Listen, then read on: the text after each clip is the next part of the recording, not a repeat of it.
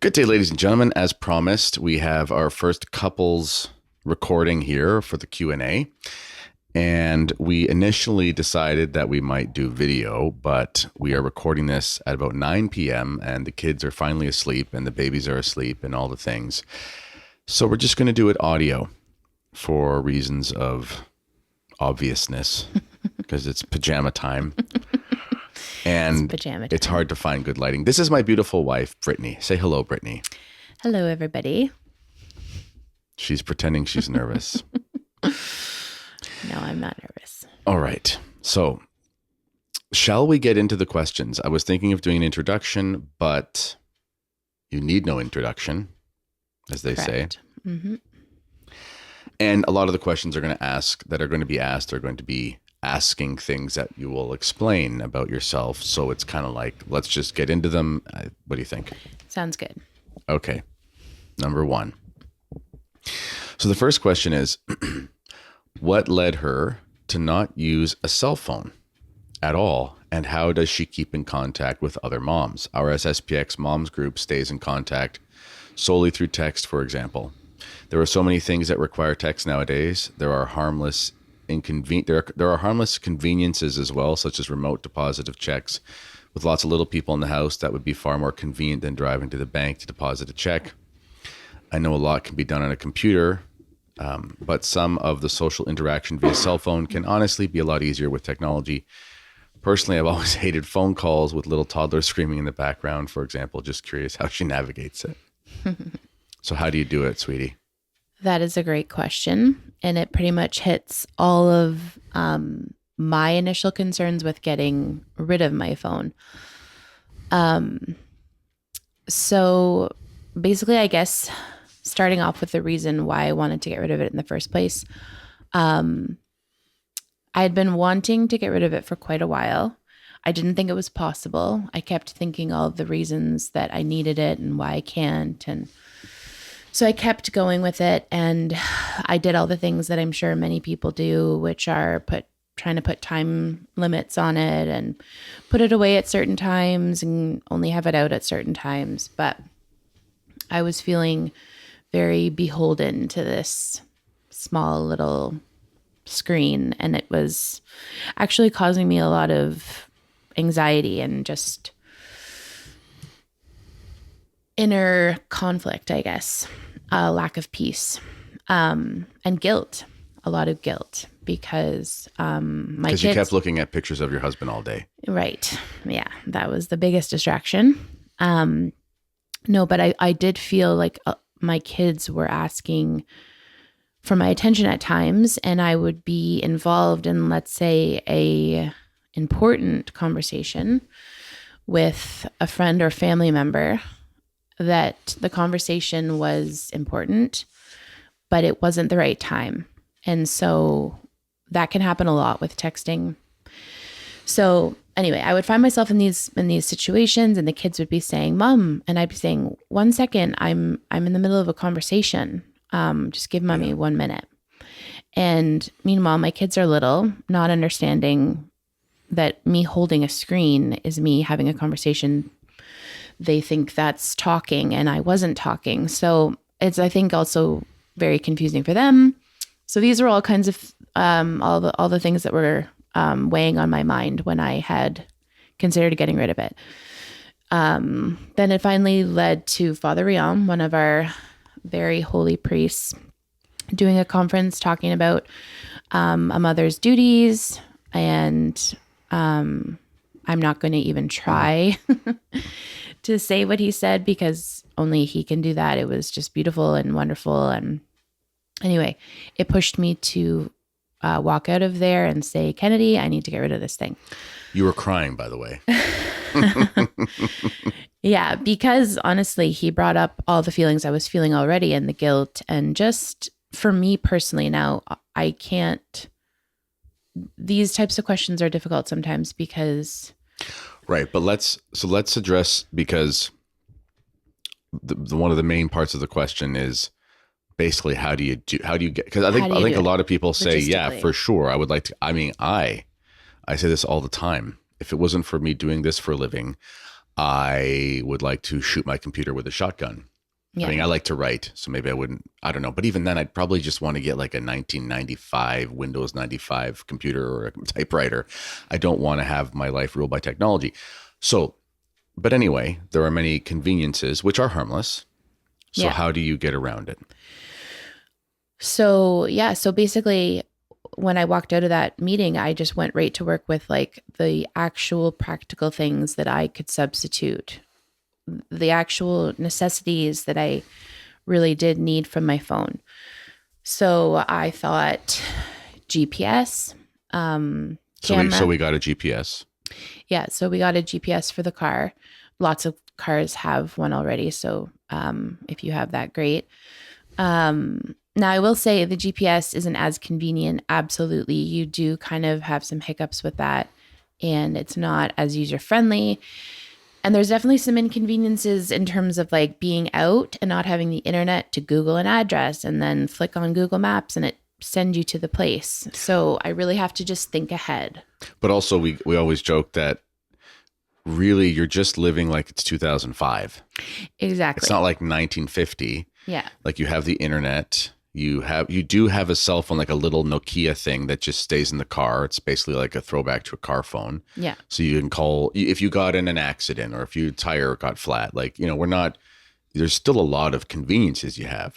Yeah. And that with that car phone, like I do try to leave it in the car, but let's say I need to get a hold of Kennedy or my mom or somebody while I'm out and about Take at the a kids store. to the park or something like that. Yeah. Then I'll throw the car phone in my bag and keep it with me so I can be reached or I can reach other people. But for the most part, I do really leave it in the car. Also, it's literally one of those open face phones that you can do the tip, tip, tip, tack, tack, tack texting. T9, yeah. I mean, it has a camera. You sent me one picture one time of the dog. Yeah. It's like it looks like something from back when we were in university, like 15 years ago. Yeah. So it's not even like it's a temptation at all. It's a zero. No. Yeah. It's just purely for calling who I need to call. Now, also, I still have a phone though. So she's asking about like depositing checks and things like that. Like, I mean, I still have a phone for basically work purposes. So we just use it for those things when we need it. Yeah. Yeah. Yeah. And so like your husband, I'm sure, works outside the home and has a phone. So you would just perhaps have to wait till he got home to do those deposits. And then camera was a big thing for me. I love taking pictures. I really do love it. And so I had to find the right camera. It took me a few purchases. I bought a couple of them, had to return them, finally landed on the last one that I got. I wanted something pocket size, but not too digital in terms of like the delayed shot. What's that? What do you mean? I'm making a signal with my hands that you can't see. But anyway, the button to take the picture with a lot of digital cameras, it has a super delayed shot. So when I was trying to take pictures of the babies and stuff, the moment's So you gone. got a really good vlogger camera. Yeah. And not even that, like it wasn't crazy expensive. No, what it's I mean a Canon, is like it's good. Like, yeah. I could use it to do shows or something if I wanted to. Like it's a nice little thing. It's compact. We brought it on our vacation, but it doesn't cost as much as a phone costs. Yeah. And it automatically uploads to the photos to my Google Photos. We should also say too, like one of the things that you noticed, which I think is pretty cool. When you told people you were going to get rid of your phone, you said, okay, I'm going to be on Google Chat. And there's lots of different chat things, but whatever, use Google. Some people don't like you, whatever. There's different ways of chatting with people through the various things on browsers. And you said, I'll be here. And everyone you want to talk to is there because they want to talk to you. Yeah. And then people that like, I mean, quite frankly, it didn't change anything as far as communicating with people, really. It's just different timing of the chatting. Yeah.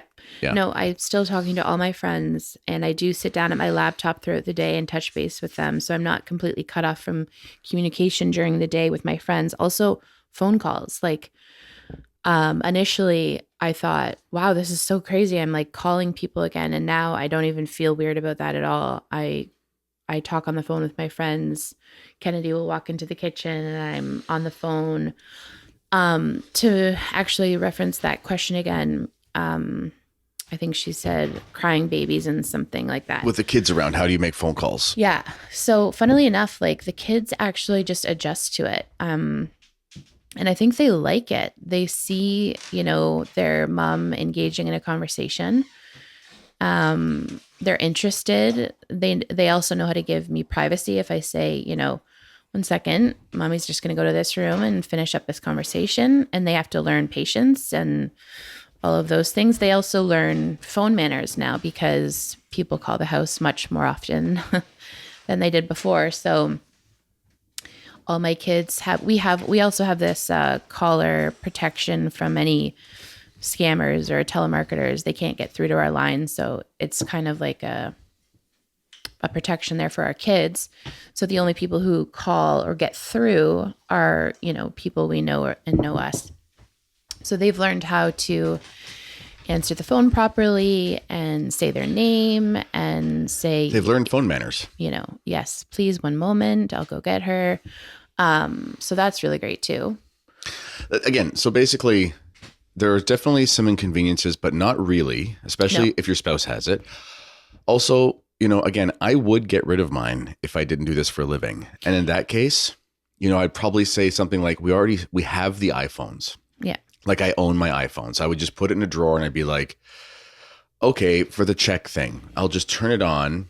It's an app you can use on Wi-Fi. It's still attached to your whatever account. Yeah. There's so much technology now that it's almost like you can find a way around using the technology. Or use an iPad if you needed to or something, right? Like just the point is you're just not having the phone as your little ring in your pocket like Frodo with Lord of the Rings or whatever. Yeah. The phone is dangerous because it's so convenient, small. You can take it anywhere with you. You can take it, for me, I was noticing like I'm going to take my phone with me when I go nurse the baby because it's something to do, right? Mm-hmm.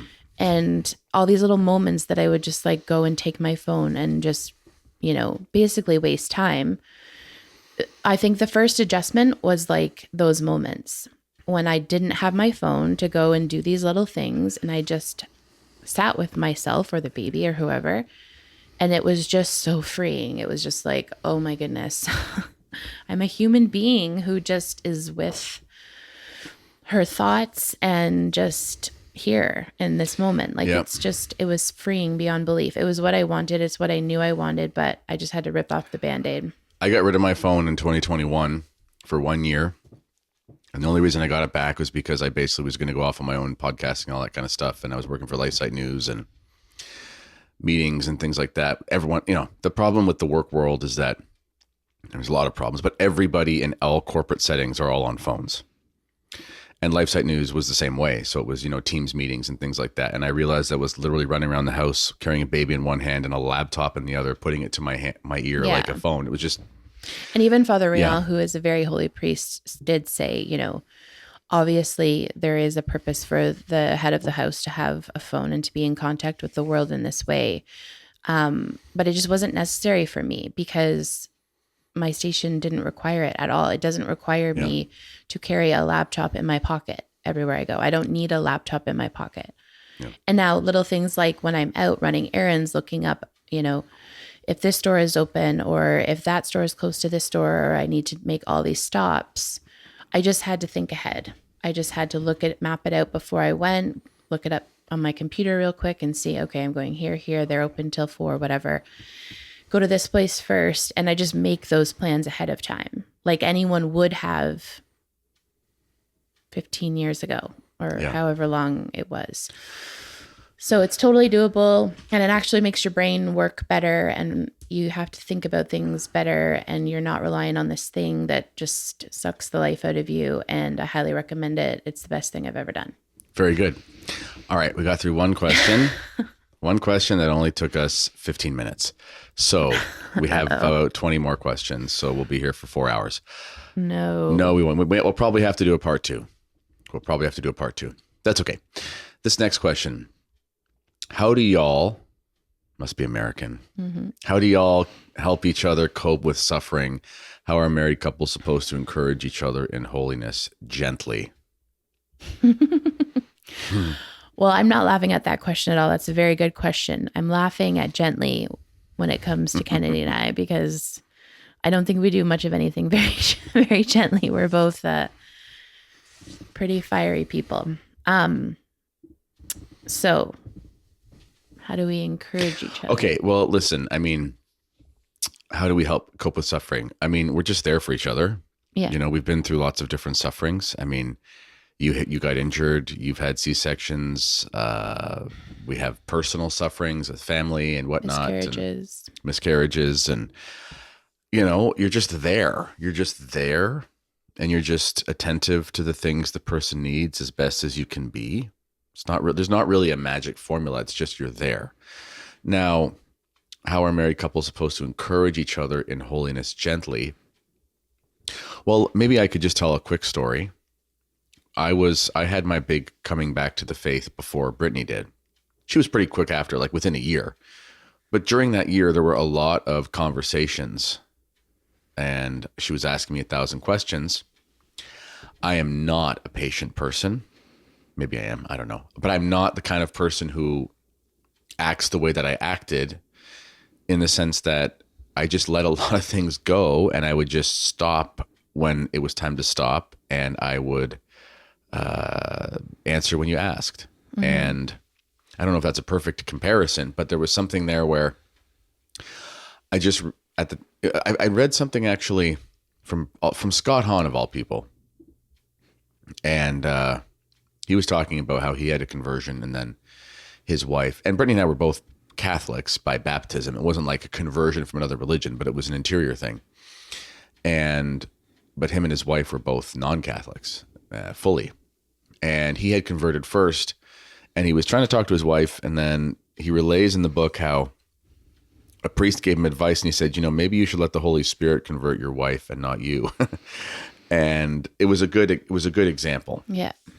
So basically, how does that apply to this? Well, I also think personalities too play a factor.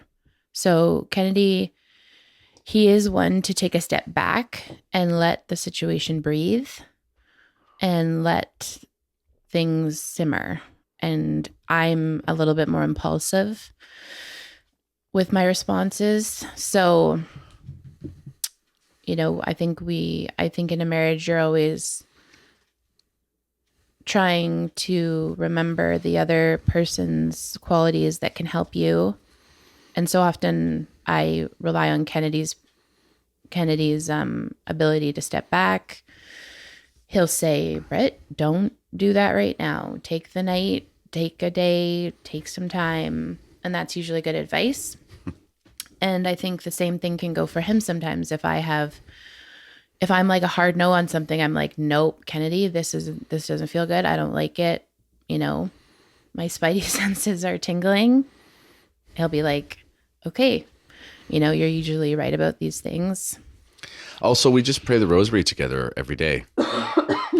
So I don't know. I think that's probably the key, you know, as far as encouraging each other to holiness. Also, we do things like, you know, make sure we have time to go to confession. That sort of thing. And praying for each other. Yeah. I do think that we both could do that more. But oftentimes I'm like, who do I need to pray for right now? Okay. You know, this person's hurt. This person wants this person is sick. Okay, wait. My husband. I need to pray for my husband because he's married to me. Yeah. And so for selfish reasons, no, I'm kidding. But no, like he's in charge of our family and our children, and there's so much that relies on him in order for our lives to continue in the right path. So obviously, if he's not performing at his best, then that's going to have a trickle effect. And I think the same thing goes for husbands to wives. Wives are, you know, the forefront of taking care of the children, educating the children, forming them in their faith from a young age. So yeah. The husband needs to support that through his prayers as well. Last thing I'll say before we go to another question, we have good friends, good traditional Catholic friends, raised a lot of kids, all faithful, just great family. And they said, you know, over the years, they've always ensured that each other had a chance to go to a retreat every couple of years, like an Ignatian retreat. And that seems to be a good thing too. Because a lot of this stuff needs to be worked out with priests. You know, it's like, yes, I'm the head of my household, but, you know, I'm not my wife's confessor or spiritual director or whatever. So this needs to be worked out with with the right person. Yeah. Helping them get to the sacraments too, Yeah. I think, like, because that can be hard for us with kids and Yep. little babies and who's going to go to confession, and we're juggling all the things, and it's like, okay, no, you need to go. I'm going to hold both the little babies while you go and do that. Or like and, go in the car, like, okay, and there's Yeah. confession after mass. We couldn't go before. Just going to go sit in the car with music on and some snacks for the kids while you wait in line for 20 minutes because it's, it's just a way to do it. Just little things like that. Yeah. Okay, next question. Thank you, Mr. Hall, or thank you, Mrs. Hall, for joining us. Have you received pushback from your previous videos on the Catholic Charismatic Renewal? Not in my personal life. No one we have a fully traditional Catholic community, so nothing in my personal life. Just online and stuff. Just online, but that's normal, and I don't really care about that. So, yeah, not a big deal. I'm sure like there are plenty of people who hate me now, but I really don't care. What is your response to the most common response I've heard from those remaining in the renewal? Things like Pope John Paul II was close friends with Ralph Martin, and the Pope had bilocation, and finally, I know several good people in this movement. Yeah, I mean, there's lots of people who are friends with John Paul II. Who cares if Ralph Martin is his friend? I mean, John Paul II kissed the Quran and like did the Assisi meetings. You know what I mean? Like the company he keeps isn't really the thing of a proof of his sanctity. Let's put it that way. The whole idea that Pope John Paul had miracles and things like that. Well, again, miracles are for the building up of the church. So if the Pope did some sort of miracle, and these things haven't been like approved in many cases, these are kind of just like stories, and it might be true, they might not, who knows? It's for God's purposes. I mean, he's the Pope. So the Pope had him bilocate. If that's true, that's not a proof of the renewal. It's just like God used him for a miracle for some reason. And several good people in this movement. Yes, I know several good Mormons. I know several good Muslims. They're good people, but it's not true. So that's not an argument for the renewal. Hope that helps.